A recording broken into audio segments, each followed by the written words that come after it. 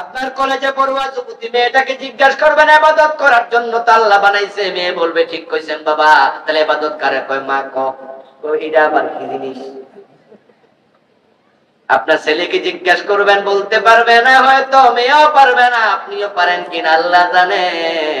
সবাই ইবাদত করে, করতে করতে মরা যায় পুরা হইয়া, কিন্তু ইবাদত কাকে বলে সেটাই অনেকে জানলো না। কাজী কামাল। এজন্য তো বাংলাদেশের লোকেরা নামাজও পড়ে, সুদেও টাকা লাগায়, এমন লোক আছে না নাই?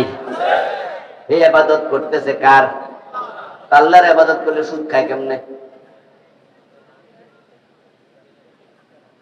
রোজা রাখে আবার ওজনে কম দেয়। রোজার মাসে এমন ব্যবসায়ী আছে না নাই?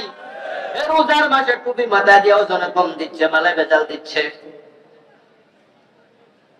রোজার মাসে রোজাদাররা যে আইটেম গুলা দিয়া খাইয়া ইফতার করে, যে আইটেম গুলা সাহারিতে খায়, রোজার কাজে সে আইটেমের দাম কমাইয়া সহযোগিতা করার কথা ছিল।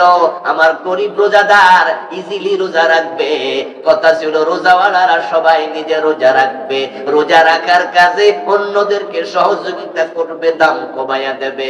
বাংলাদেশে রোজার মাস আসলে জিনিসের দাম কমে না বাড়ে? বাড়াইছে শুধু হিন্দুরা, শুধু বৌদ্ধরা না রোজাওয়ালারাও আছে?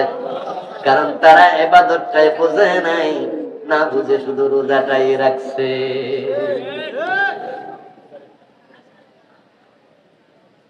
ও প্রিয় ভাই, বড় পরিতাপ, ইবাদত না বুঝার কারণে আপনি ঝামেলায় পড়তেছেন। নামাজ পড়ার পরেও কত লোক জাহান্নামে যাবে তার কোনো হিসাব নাই।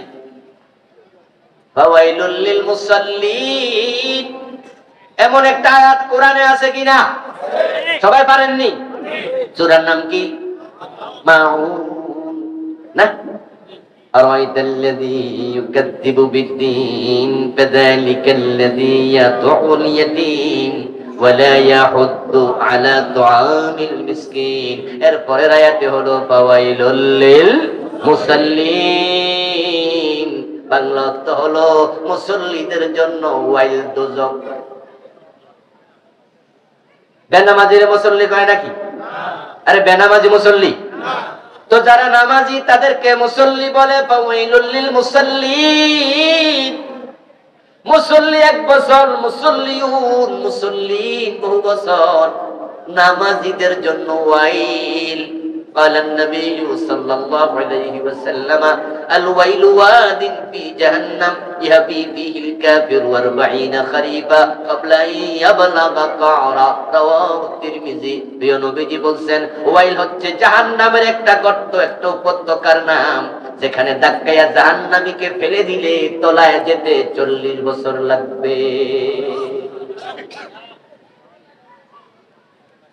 আপনি ভাবছেন নামাজ পড়ে জান্নাত? ও দোস্ত, নামাজ ইবাদত নয়, এটা ইবাদতের একটা অংশ মাত্র। ইবাদত তো ভিন্ন কিছু। ইবাদত যে বুঝে সে নামাজি সুদে টাকা লাগাতে পারে না। ইবাদত যে বুঝে সেই নামাজি ঘুষ খাইতে পারে না। ইবাদত যে বুঝে সেই নামাজি ওজনে কম দিতে পারবে না। ইবাদত যে বুঝে সেই নামাজি মানুষ ঠকাতে পারবে না। তাই তো যে ইবাদত বুঝে নামাজ পড়বে, নামাজ তাকে জান্নাতে নিয়ে যাবে।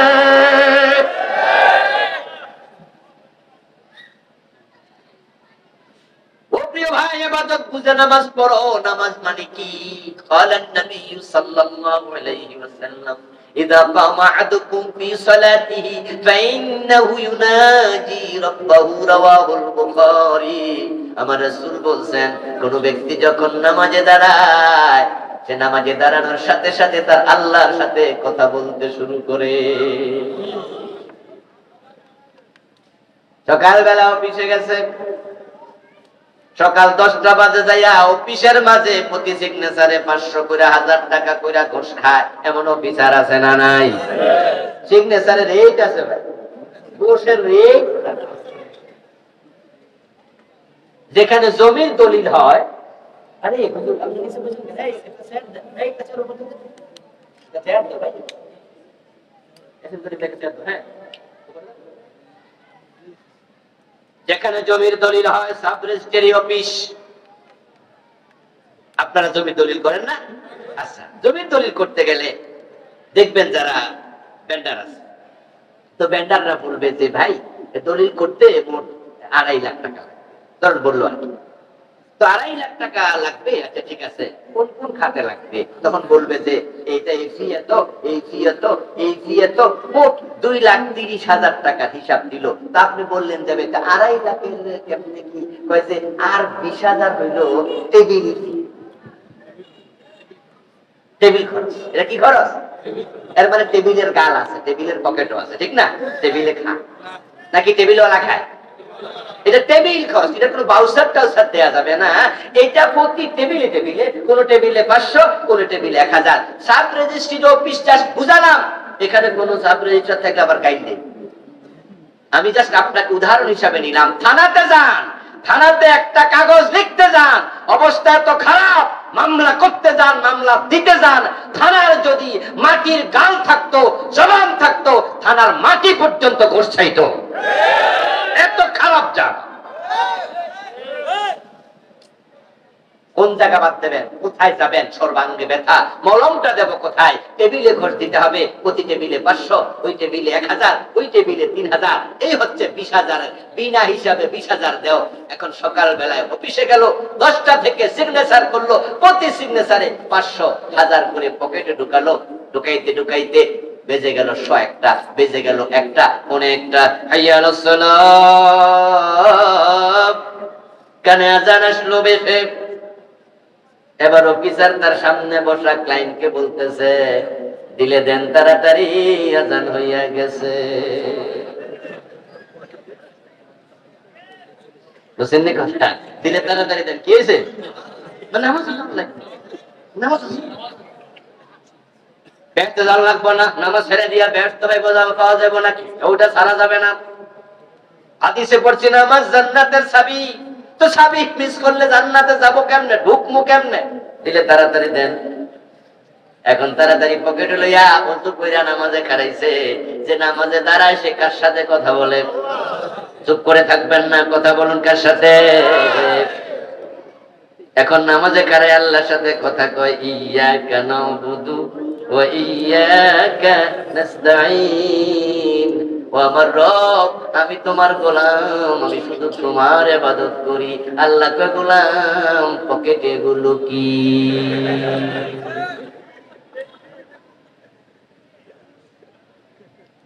আল্লাহর এত সোজা পাইছেন যে আপনি করবেন আর আল্লাহ ঠিক চিহ্ন দিয়ে ব্যস্ত দিয়ে দেবে, এত সোজা। আপনি ইবাদত বুঝিনি নাই। قال النبي صلى الله عليه وسلم من أكل درهم ربا وهو يعلم أنه أشد من 36 زينة। প্রিয় নবীজি বলছেন, যে ব্যক্তি জেনে শুনে 1 টাকা সুদ খায়, তার আমলনামায় 36 বার জিনার গুনাহ লিখে দেয়া হয়।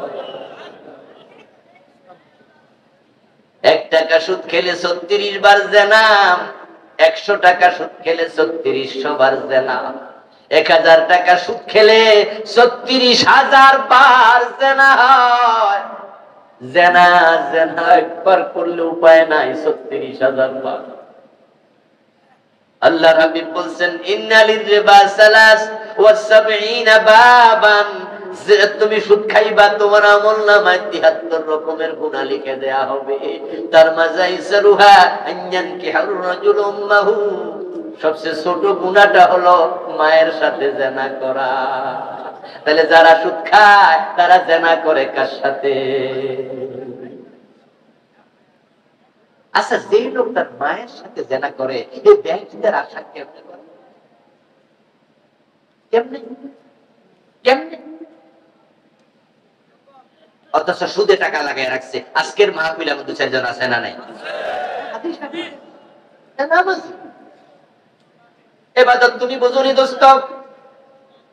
ও নামাজ পড়ছো ভালো, নামাজি তো ওয়াইল দুজকে যাবে, আল্লাহ তো কইছে। তাহলে বুঝা গেল সেই নামাজি ওয়াইল দুজকে যাবে, ওদের মাঝে সুদখোর ঘুষখোর গুলা আছে না নাই?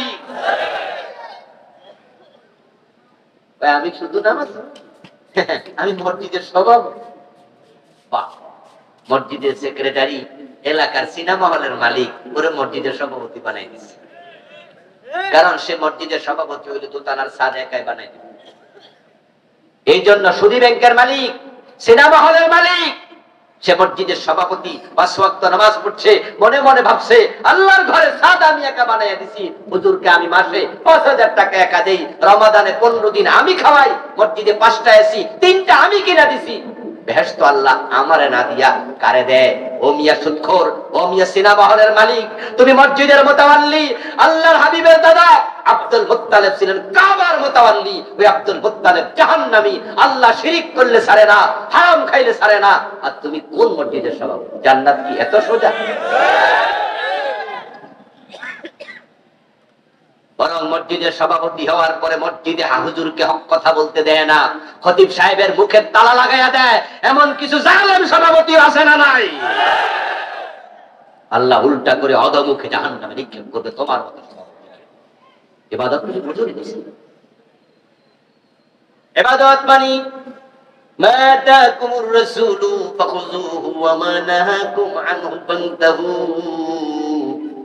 আমার আল্লাহ বলে ইবাদত করতে চাও শোনো, আমার রাসূল যা করতে বলেছেন করো, আমার রাসূল যা ছাড়তে বলেছেন ছাড়ো, তিনি যা নিয়ে এসেছেন ধরো, যা ছাড়তে বলেছেন পরিত্যাগ করো। এটা হলো ইবাদত। ইবাদত মানে শুধু নামাজ, রোজা, হজ, যাকাত না, ইবাদত হলো পুরা ইসলাম। যেখানে ইসলাম সেখানে আপনি, আপনি যেখানে সেখানে ইসলাম থাকা লাগবে। তাই টয়লেটের মাঝেও ইবাদত আছে, ডান পা দিয়া ঢুকবেন না বাম পা দিয়ে, এই যে ইবাদত। রাসূল যা করেছেন আপনি তা করবেন। রাসূলুল্লাহ যেমনে ঘুমাইছে সেভাবে ঘুমাইলে ঘুমটাও ইবাদত হয়ে যাবে। যে রাসূলুল্লাহ দাড়ি কামাইছে কয়বার? কথা বলতে হবে। রাসূল দাড়ি কামাইছে, তা আপনি নামাজ পড়ে দাড়ি কামান কেন? আচ্ছা, রাসূল সাল্লাল্লাহু আলাইহি ওয়াসাল্লাম টাকনুর নিচে কাপড় পরছে? অথচ আজকের মাহফিলে বসে আছে টাকনুর নিচে কাপড়। قال النبي صلى الله عليه وسلم ما أسفل من الكعبين من الإزار في النار। প্রিয় নবী বলেন তোমার টাকনুর নিচে কাপড় যদি যায় ওই অংশ জাহান্নামে জ্বলবে। এর মানে আপনার টাকনু গিরা থেকে 3 ইঞ্চি পর্যন্ত জাহান্নামে যাবে, বাকি দেহটা আল্লাহ টাইনা জান্নাতে ফেলবে তা নয়। এখানে অংশ দিয়া পুরা দেহ বোঝানো হয়েছে। যারা টাকনুর নিচে কাপড় পরে পুরুষ মানুষ তাদের জন্য রাসূল জাহান্নামের খবর দিছে।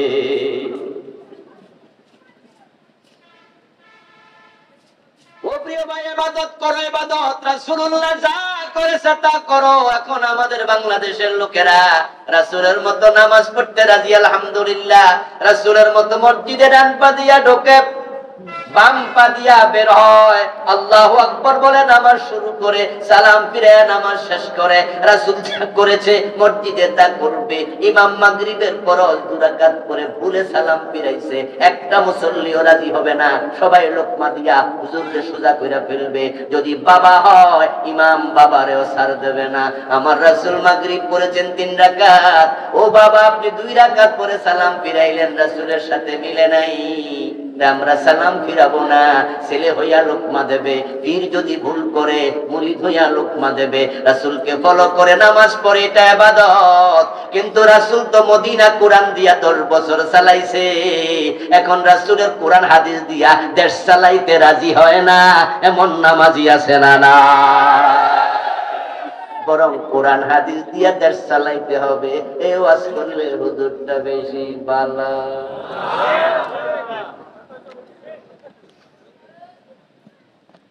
হুজুর বলছে মসজিদে ডান পা দিয়ে ঢুকবেন, সব মুসলিম ইয়েস ঠিক রাজি। বাম পা দিয়ে মসজিদ থেকে বের হবেন, কোনো দ্বিমত নাই, রাজি।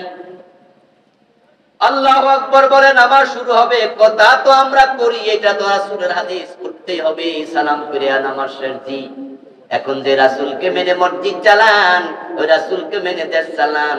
হুজুর রাজনীতি না করলে কি হয় না? তাহলে আপনি রাসূলকে মসজিদে মানবেন, সমাজে মানা দরকার আছে না? না, আমার রাসূল মসজিদের ইমাম, উনি সমাজের ইমাম। এটাই হলো ইবাদত। ইয়াকযাউল হায়াতি বিহাসবি আওয়ামিরিল্লাহি তাআলা ওয়া নওয়াহি।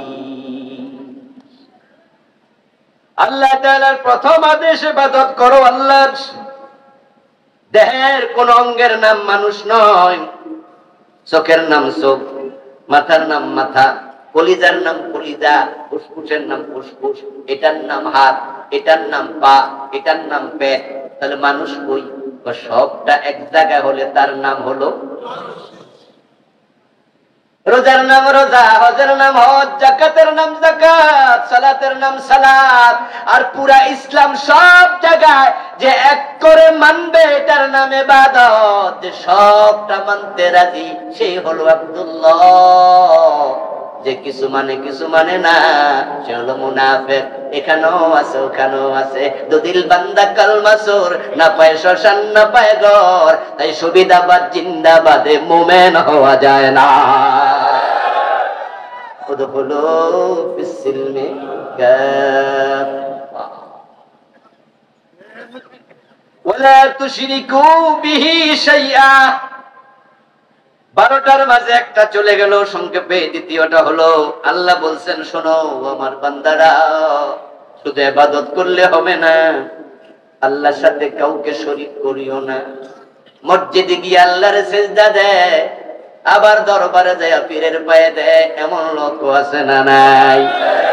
আল্লাহর ইবাদত করলো, আবার আল্লাহর সাথে শিরিক করলো। وما يؤمن أكثرهم بالله إلا وهم مشركون। আল্লাহ তাআলা কুরআন মাজিদে বলেন, অধিকাংশ মানুষের চরিত্র হবে এমন, তারা আল্লাহকে বিশ্বাস করবে আবার আল্লাহর সাথে শরীক করবে। এজন্য আল্লাহ বলছেন, না না, আল্লাহর ইবাদত করবে, তার সাথে কাউকে শরীক করা যাবে না। এবার বলুন তো, বাংলাদেশে শিরিক আছে না নাই? শিরিক আছে। একটা শিরিক করবেন, সব শেষ, সব শেষ। খুব সাবধান। মানুষ যদি শিরক করে, হবে তার আমল। যত আমল করেছে এক সেকেন্ডে সব বাদ। ওয়ালাউ আশরাকু লাহাবিতা আনহুম মা কানু ইয়ামালুন। ও প্রিয় ভাই, এমন গুনার একটাও ইসলামে নাই। শিরিক বড় বিশ্ব করে গুনার নাম। আপনি আজকে 5 ওয়াক্ত নামাজ পড়েছেন, মাহফিল শেষ করে যাওয়ার পথে বন্ধুর সাথে গল্প করতে করতে একটা মিছা কথা কইয়া ফেলছেন, তাই বলে কি নামাজগুলো বাদ হইয়া গেছে? আপনি গত রমজানে রোজা রেখেছেন, আজকে ফজরের নামাজটা কাজা কইরা ফেলছেন, তাই বলে কি রমজান মাসে রোজা বাদ? আল্লাহ তাআলা বড় দয়ালু, তাই তিনি আমলের খাতা বানাইছে দুইটা। একটাতে নেক লেখে ফেরেশতা, আর একটাকে গুনাহ লেখে। এবং কিয়ামতের দিন আল্লাহ দুইটাই ওজন করবে। ফাআম্মা মান সাকুলাত মাওয়াজিনুহু ফাহুয়া ফি ঈশাতির রাদিয়া ওয়া আম্মা মান খাফফাত মাওয়াজিনুহু ফাউম্মুহু হাবিয়া। প্রিয় নবীজি বলছেন আয়াতের ব্যাখ্যায়, কারো আমল নামায় সওয়াব যদি উকুনের ডিম পরিমাণ বেশি হয়। উদাহরণটা বুঝছেন নি? কিসের উদাহরণ দিলেন? মাশাআল্লাহ, শুনতেছেন মনোযোগ দিয়ে। কিসের উদাহরণ দিলেন? আচ্ছা, উকুন দেখতে কত বড়, এই ডিমটা কত বড়? উদাহরণটা আল্লাহ হাবিবের সুন্দর সুন্দর উদাহরণ দিয়েছেন। উকুনের ডিম, উকুন তো নিজেই ছোট, এমন উকুন তো আছে যেটা চোখে দেখা যায় না। এই জন্য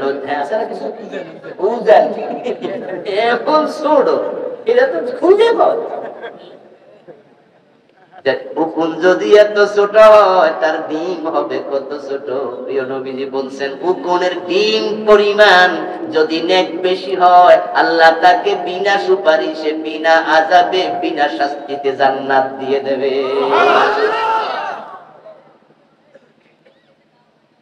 ও প্রিয় ভাই, আমল নামা দুইটা, একটা নেকের আর একটা বদের। আপনি মিথ্যা বলেছেন তাই গুনাহ লেখা হলো বদের আমল নামায়, কিন্তু নামাজ নামক নেক আল্লাহ বাতিল করে নাই। আপনি ফজরের নামাজ কাজা করে ফেলেছেন ইচ্ছা করে, গুনাহ লেখা হলো পদের আমল নামায়, তাই রোজার মাসে রোজা বাতিল করে নাই। কিন্তু শিরক এমন এক গুনার নাম, নাউযুবিল্লাহি মিন যালিক, যে ব্যক্তি শিরক করে আমল নামায় যত নেক ছিল একটাও থাকবে না।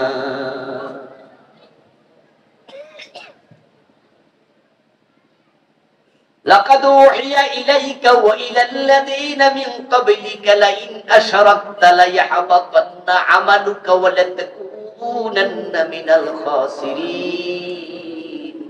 আমার আল্লাহ বলো নবী মুহাম্মদ সাল্লাল্লাহু আলাইহি ওয়াসাল্লাম, যদি আপনিও শিরক করেন আপনার আমলনামায় যা নেক ছিল সব বরবাদ হয়ে যাবে।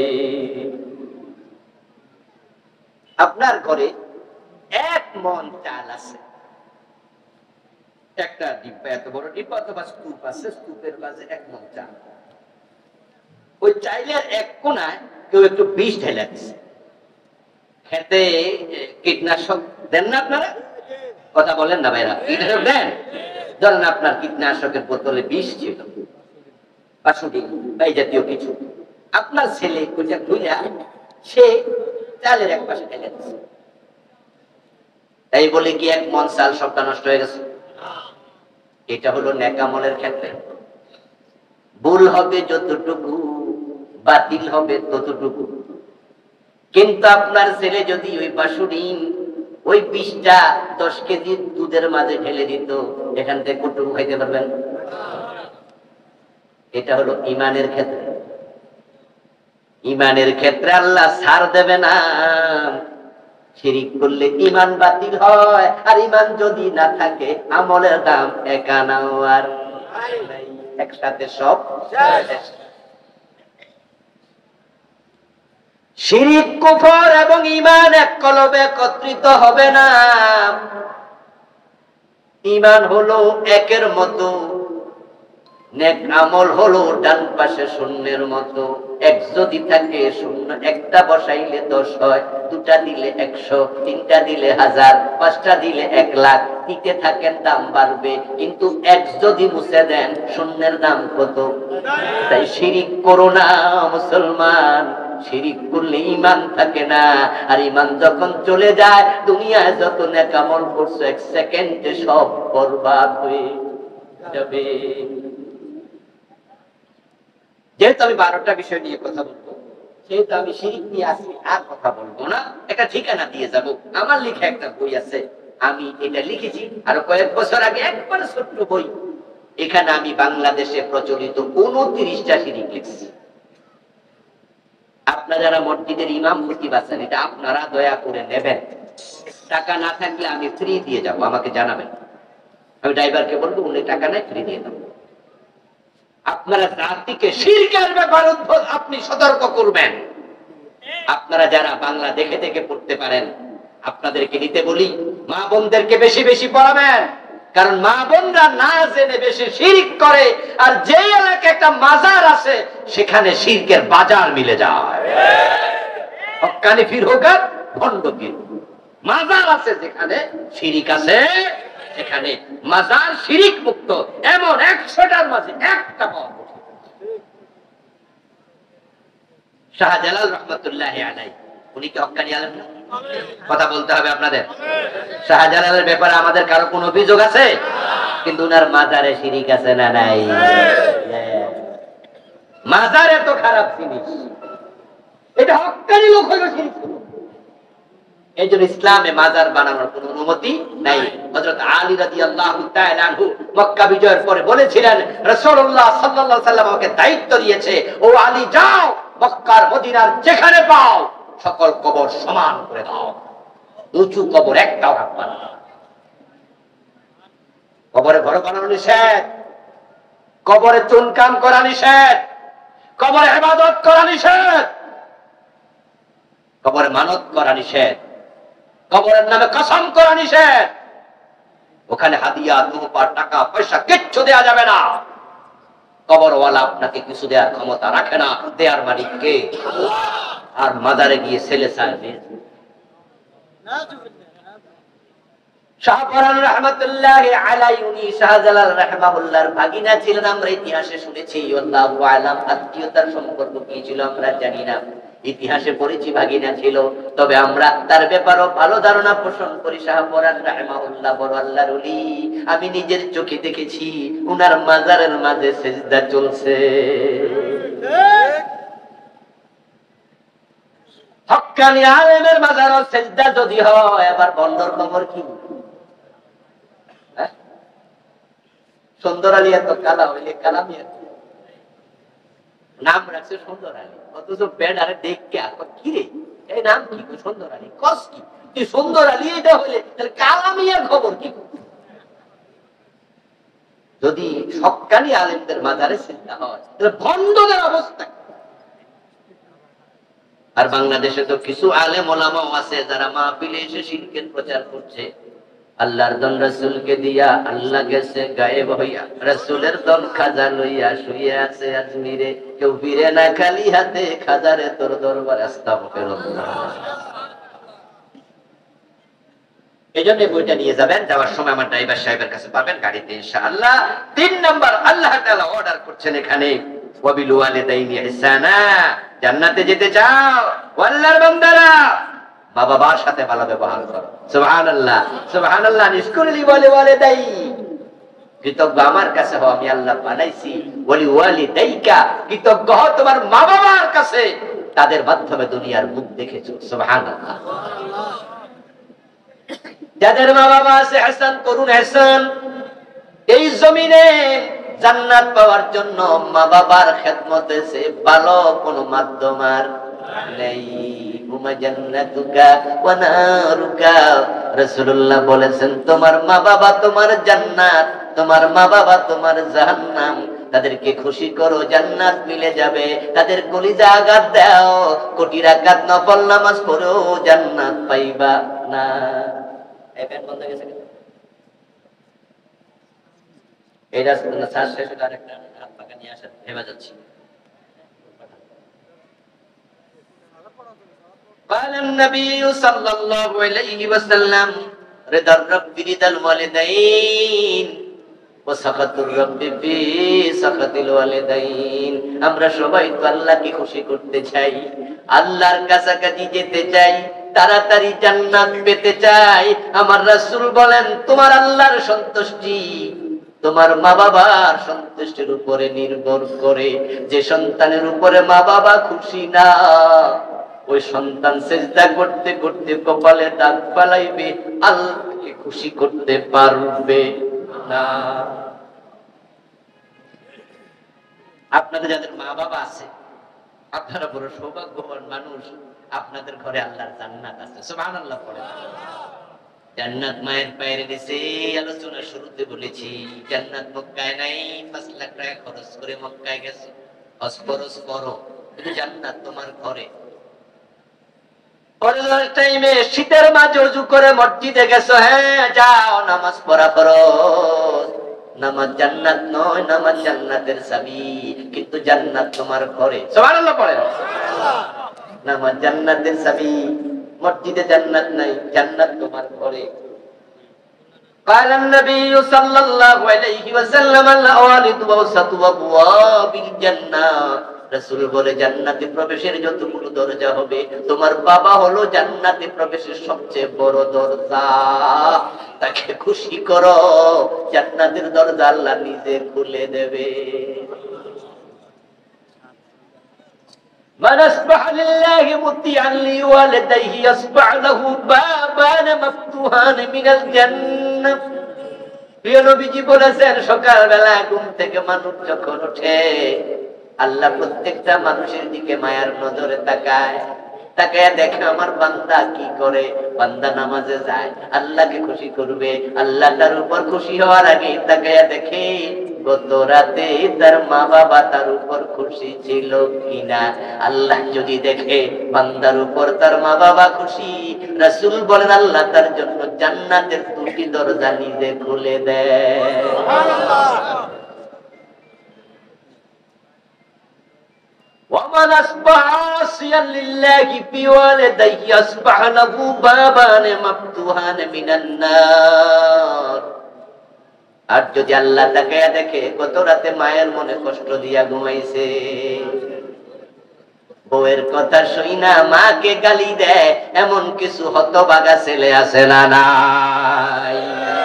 মাকে রাতে গালি গালাজ করছে, মাকে বকাঝকা করছে, মায়ের সাথে বেয়াদবি করেছে, বাবার মনে কষ্ট দিয়া ঘুমাইছে। সকাল বেলায় মসজিদে চলে যাচ্ছে, জান্নাতের চাবি কামাইবো।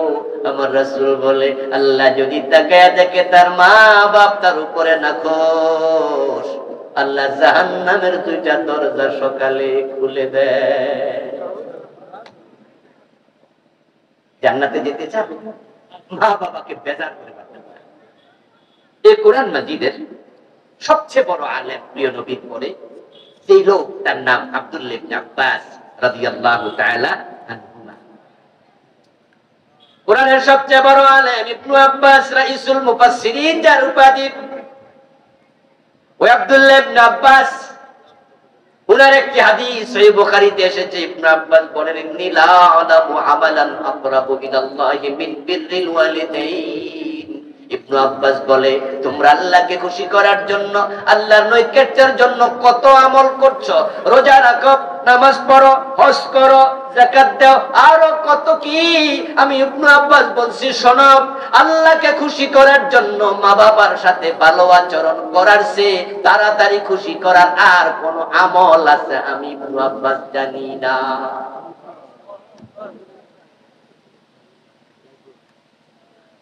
আপনার মা আপনার বাবা কেমনে খুশি করবেন আপনি বুঝেন, আপনি বুদ্ধি করেন, আপনি বুদ্ধি করেন। তবে এই দুনিয়াতে তাদেরকে যত সহজে খুশি করা যায়, এত সহজে দুনিয়ার কোন পীর কোন হুজুররেও খুশি করা যাবে না। এমন মাও আছে, বাজারে যাওয়ার সময় কইছে, ছেলে আধা বিরা পান আনিও।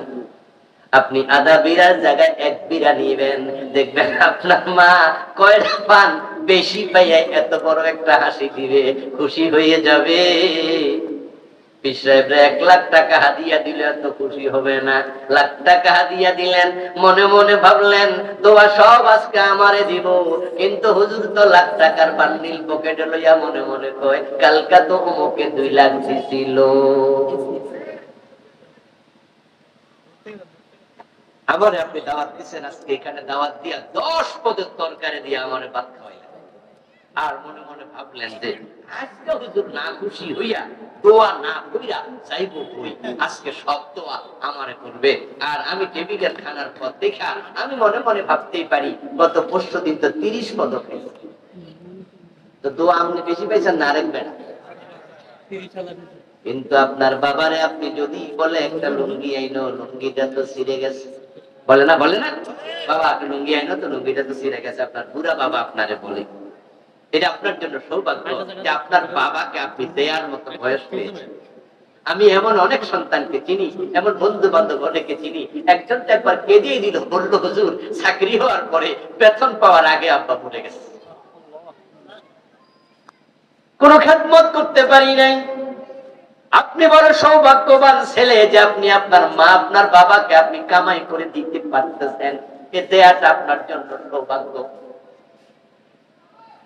এই জন্য মা বাবার জন্য যেটা খরচ করেন এটা খরচ না, বরং এটা আপনার জন্য আল্লাহর অ্যাকাউন্টে জমা রাখা। এর উত্তম কোন খাত আর নাই, এর উত্তম খরচের জায়গা আর নাই। ইবনে আব্বাস বলতেছেন, তুমি যদি আল্লাহর কাছে তাড়াতাড়ি পৌঁছতে চাও, মা বাবার খেদমত করো। রাসূলুল্লাহ সাল্লাল্লাহু আলাইহি ওয়াসাল্লাম মেরাজ থেকে ফিরে আসলেন, হাদিস বললেন, দাখালতুল জান্নাহ ওয়া সামি'তু ফিহা কুরআনা, আমি জান্নাতে ঢুকেছি, ঢুকে দেখি এক বেটা কোরআন তেলাওয়াত করছে। জিজ্ঞাসা করলাম জিবরিল কে, মান হুয়া, লোকটার পরিচয় কি? ক্বালা হারিসা ইবনে নু'মান। জিবরিল বলল, আপনার সাহাবী হারিসা, সে জান্নাতে কোরআন পড়তেছে, অথচ হারিসা তখনও মরে নাই, রাসূল জান্নাতে দেখে আসছে। হারিসা ইবনে নু'মানকে রাসূলুল্লাহ ডাকলেন, ডেকে বলেন, হারিসা এমন কি নেক আমল গোপনে গোপনে করো, আমি তোমাকে জান্নাতে দেখেছি কোরআন পড়ছো। আর সাবিন নোমান বলো হুজুর আপনি যে আমলের কথা বলেন সেটাই তো করি, বেশি আর কি করব, মামু কই আপনার থেকেই তো শুনি। তবে একটা আমল আমার এক্সট্রা আছে, সেটা হলো আমার মা বড় বুড়া, নিজে খাইতে পারে না, আমি আমার মারে না খাওয়াইয়া নিজে খাই না। সবার মা তো আর বুড়া না, আর বুড়া মারে তো সবাই এরকম আমার মতো খাওয়াইও না, তবে আমি এই কাজটা। আল্লাহর হাবিব সাল্লাল্লাহু আলাইহি ওয়াসাল্লাম কথা বলতেছিলেন ওই হারেসের সাথে, এর মাঝে কয়েকজন সাহাবী তারাও জড়ো হইয়া গেছে। তারা এসে রাসূলুল্লাহকে বলতেছে হুজুর আমরাও সাক্ষী দিচ্ছি কানা আবারান নাস বিউম্মিহি, সে তার মায়ের সাথে সবচেয়ে বেশি বিররুল ওয়ালিদাইন করে, বীর উম্মিহি করে। ইয়া রাসূলুল্লাহ ইয়াগসিলুহা বিয়াদিহি ওয়া ইউতইমুহা বিয়াদিহি ওয়া ইয়াফি রাসাহা বিয়াদিহি, আমরাও সাক্ষ্য দিচ্ছি এ নিজ হাতে মারে খাওয়া দেয়, মারে নিজে গোসল করে আর তেলটা পর্যন্ত গায়ে দিয়া দেয়, মাথার চুলগুলো সে আশ্রয়া দেয়। আমার রাসূল তিনবার বললেন এই কথা শুনে, কাযালিকুমুল বিররু কাযালিকুমুল বিররু কাযালিকুমুল বীর, এটাই তো বিররুল ওয়ালিদাইন, এটাই তো সেরা নেক কাজ। ও হারেসা আমি বুঝেছি মায়ের দোয়ার কারণে দুনিয়ায় থাকতে জান্নাত পেয়ে গেছো।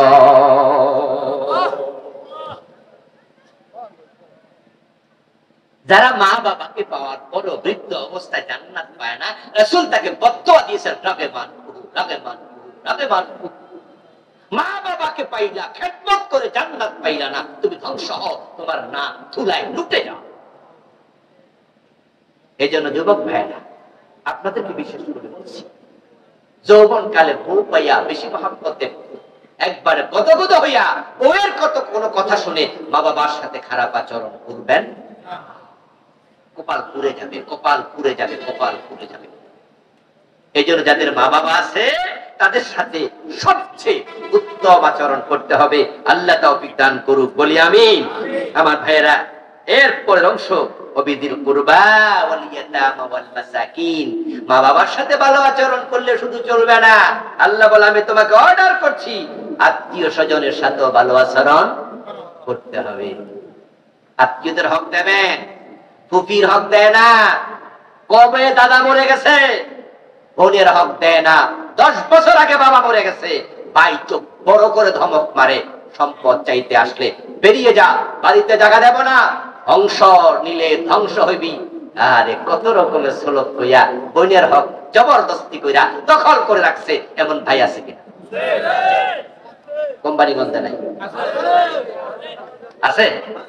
বোনের হক দেয় না, বাবার হক সব টাকা খায়।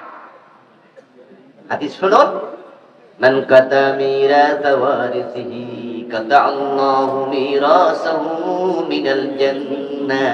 আমার রাসূল বলেন যে ব্যক্তি ওয়ারিসের হক কেটে নেয় আমার আল্লাহ তার জান্নাতের হক কেটে নেয়। আপনি আপনার বোনের হক ফুপির হক কেটেছেন তো আল্লাহ আপনার জান্নাত কেটে দেবে। আচ্ছা একটা কথা আমার সাথে একটু আওয়াজ দিয়ে বলুন তো, জান্নাত দেওয়ার মালিক কে? আল্লাহ। মাশাআল্লাহ, আরো জোরে বলেন কে? আল্লাহ। আল্লাহ যদি কাইটা দেয় কে দেবে? সাবধান, খুব সাবধান। এবার আরেকটা হাদিস শুনুন, মান আখাযা শিবরাম মিনাল আরদি যুলমা সাইয়ুতাওয়াক্কুহু ইয়াওমাল কিয়ামাতি মিন সাব'i আরদিন।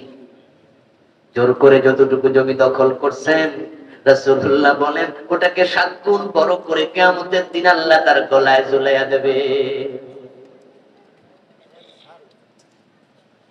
এজন্য যারা বোনের হক, মানুষের হক, নিজের হক, প্রতিবেশীর হক, আপনি ক্ষমতায় আছেন তো এমপির ভাতিজা, আপনি অমুক নেতা স্বাস্থ্য ভাই, সরকার আপনার ক্ষমতা, আপনি গভর্নমেন্টের লোক, এজন্য আপনি বাজারে 5-7 জমি দখল করে বিল্ডিং বানিয়ে দিচ্ছেন, অমুক করে বাড়ি ছাড়া করে দিচ্ছেন, বাহ আপনি মানুষের জমি দখল করছেন, আপনি তো আমার ভাই।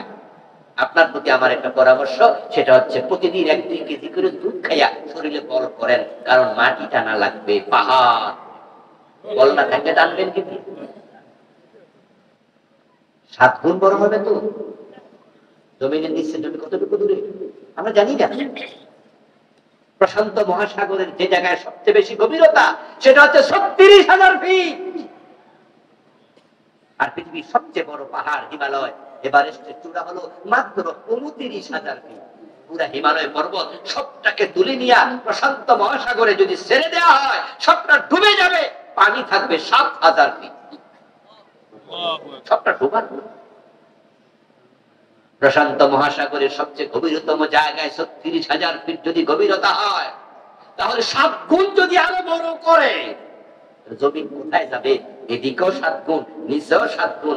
আপনার গলায় জাহান্নামের রশি দিয়া বেঁধে আল্লাহ বলবে, টেনে টেনে হাসরের মাঠে যা, জমি কেন দখল করলি?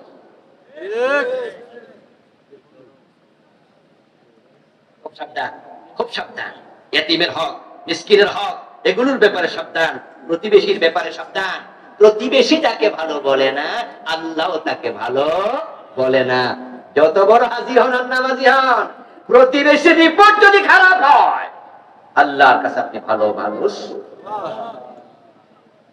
এক ব্যক্তি প্রিয় নবীকে জিজ্ঞাসা করছি, ইয়া রাসূলুল্লাহ, আমি কিভাবে জানবো আমি যে ভালো মানুষ? রাসূলুল্লাহ সাল্লাল্লাহু আলাইহি ওয়াসাল্লাম তখন বললেন, তাহলে প্রতিবেশী থেকে শুনিও।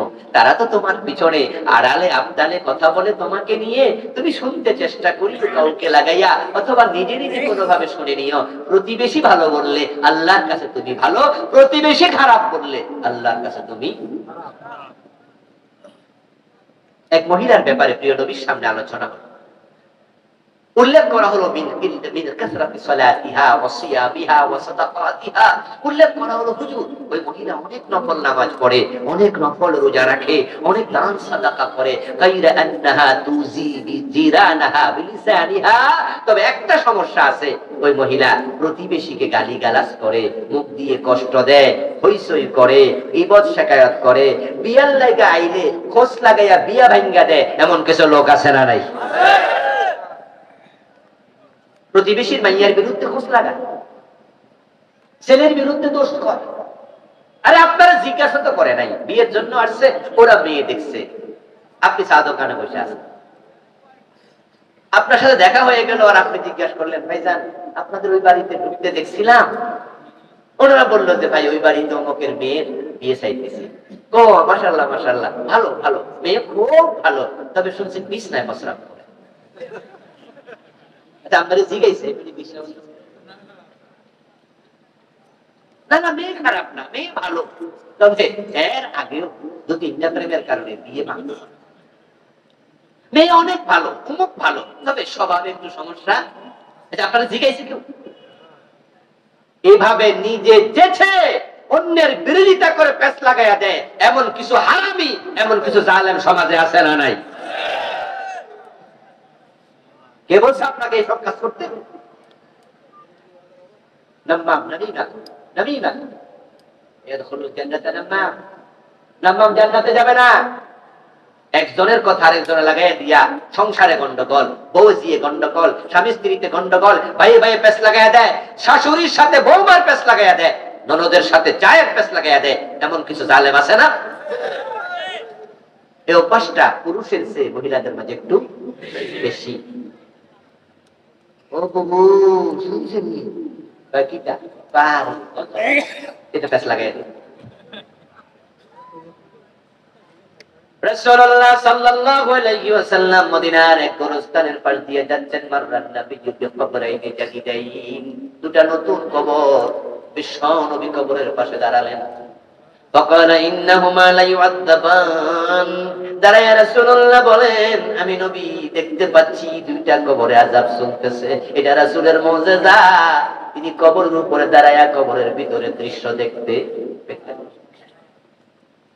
দুইজনের কবরে আযাব চলছে, আম্মাহাদুহুমা ইয়ামশি বিন-নামিমা ওয়া আম্মাল আখার লা ইস্তাতিরু আম বাউলিহি। প্রিয় নবী বলেন, এই কবরওয়ালার আযাব হওয়ার কারণ সে সমাজে নামিমা করত, একজনের কথা একজনকে লাগায়া চগলখড়ি কইরা অশান্তি তৈরি করত, এজন্য আল্লাহ তার কবরে আগুন জ্বালাইয়া দিছে। ও আমার মা, আমার বোন, আমার প্রিয় ভাইয়েরা, আপনি যদি চান যে আপনার কবরে আগুন জ্বলুক, তাহলে পেঁচ লাগান না। আর যদি মনে করেন যে আমি আগুন সহ্য করতে পারবো না, তাহলে নিজের জিহ্বা কন্ট্রোল করা দরকার আছে কিনা? জিহ্বা কন্ট্রোল করে আমলিক আলাইকা লিসানাক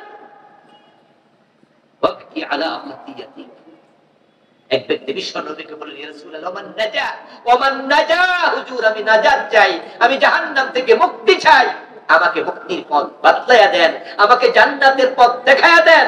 রাসূল দুটো উপদেশ দিলেন, আমলিক আলাইকা লিসানাকা, জিহ্বাকে কন্ট্রোল করো, ওয়াবিকি আলা খাতিআতিকা, যে গুনাহ করেছো চোখের পানি ছেড়ে দিয়ে আল্লাহর কাছে তাওবা করো, নাজাত মিলে যাবে। ওই মহিলা গীবত করত, মানুষকে মুখ দিয়ে কষ্ট দিত, কিন্তু নামাজ পড়তো অনেক বেশি, রোজা রাখতো অনেক বেশি। প্রিয় নবী শুনলেন, শুনে আমার রাসূল মন্তব্য করলেন, হিয়া ফিন্নার, যে মহিলা প্রতিবেশীকে কষ্ট দেয়, শুনে রাখো ওই নামাজ রোজা লইয়া বেটি জাহান্নামে চলে গেছে। আরেকজন মহিলার ব্যাপারে ওই মজলিসে উল্লেখ করা হলো, যে মহিলা মানুষের কষ্ট দেয় না, কিন্তু নামাজ পড়ে, ফরজ নফল কম করে, রোজা রাখে, ফরজ নফল রোজা কম রাখে, যাকাত দেয়, ফরজ নফল সাদাকা কম করে, কিন্তু মানুষকে কষ্ট দেয় না, ব্যবহার বড় ভালো। আমার রাসূল শুনে বললেন, হিয়া ফিল জান্নাহ, এই নারী জান্নাতে চলে গেছে। তাহলে আমরা যারা জান্নাতে যেতে চাই, প্রতিবেশীকে কষ্ট দেব না? সবাই কথা বলেন, কষ্ট দেবেন? পারলে উপকার করেন, না পারলে চুপ থাকেন, কষ্ট দেয়া যাবে না। আপনার পার্শ্ব প্রতিবেশী, আপনার সাথের প্রতিবেশী, আত্মীয় প্রতিবেশী, অনাত্মীয় প্রতিবেশী, তারপরে আল্লাহ বলেন এবং যে মুসাফির চিনো না, যদি অপরিচিত মানুষও বিপদে পড়ে, তার বিপদে আগায়া যাও। ইন্নাল্লাহা ফি আউনিল আবদি মা দামাল আবদু ফি আউনি আখি, তুমি তোমার ভাইয়ের বিপদ যদি আগায়া যাও, তোমার বিপদে আল্লাহকে ডাকা লাগবে না, আল্লাহ নিজে আগায়া আসবে।